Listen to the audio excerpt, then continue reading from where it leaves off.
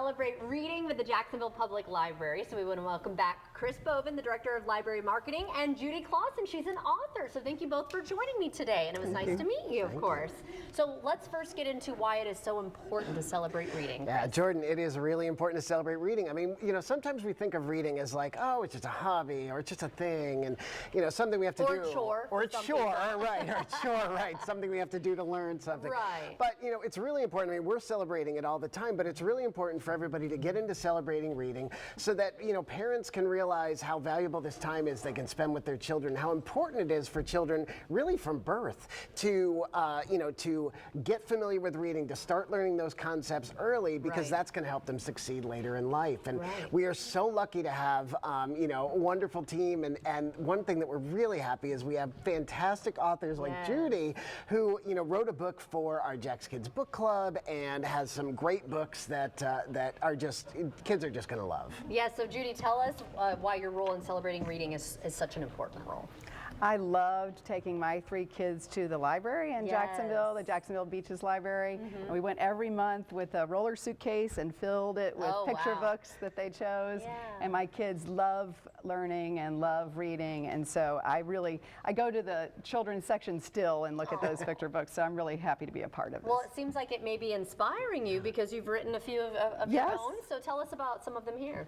So my first was called The Mermaid's Purse, and the paintings were based on photos of my children playing on the beach with neighbor children, and it's about, I think it's about Florida's nature and animals, and the proceeds for that go to the Ponte Vedra Cultural Center. That's amazing. Oh, thanks. And that's wonderful. This one my daughter wrote and I illustrated, and the pictures colors are beautiful. Oh, thank you. The pictures, my daughter was at Episcopal High School when she wrote it, and the pictures are of my nephews and sister-in-law on the beach. And the proceeds for this one go to Mission House, which is an organization at the beaches supporting people struggling with homelessness. And so why did you want to be able to give back with your books? What inspired you to do that? My kids, when they were young, volunteered at the sanctuary on 8th Street with children and volunteered at Mission House. And I like to paint and sort of came up with this idea of maybe fundraising through the books. I think that's wonderful. All right, so back to Cummer Cat here. How did he become or she become the okay, I was like, your main character there, so cute.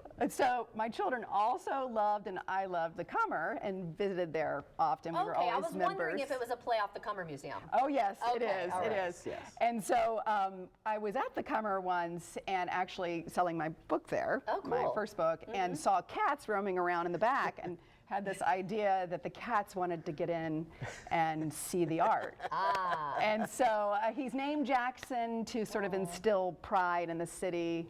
I remember my kids being really, my son saying, "This is my city," when we would go on those museum days. So it's his adventures in the Cummer. And I hope that parents can use it to guide their kids through the collection so that their kids can spot things that they see in the museum. That's amazing. I love so it's like interactive in a way. All right, so Chris, tell us though, what should folks know about Celebrate Reading Week? Yeah, so Celebrate Reading Week, there are so many events as usual. We have so many events at the library, so a lot of things for kids, some things for adults too. I think parents, you know, parents should be, you know, come to the website. You can see what kind of events are there. There's events going on every day at all over the city. I think the other thing that parents should know about and families should know about is that it's a great time to participate in Mayor Deegan's reading challenge. So Mayor Deegan has this reading challenge trying to get kids to read 20 minutes a day.